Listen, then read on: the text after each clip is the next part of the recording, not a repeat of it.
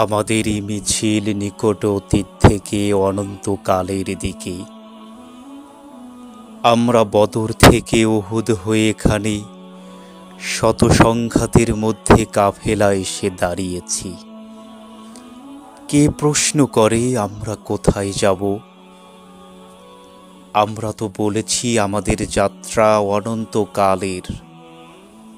উদয় ও অস্তের ক্লান্তি আমাদের কোনো দিনই বিহ্বল করতে পারেনি। আমাদের দেহ ক্ষত বিক্ষত, আমাদের রক্তে সবুজ হয়ে উঠেছিল মুতার প্রান্তর।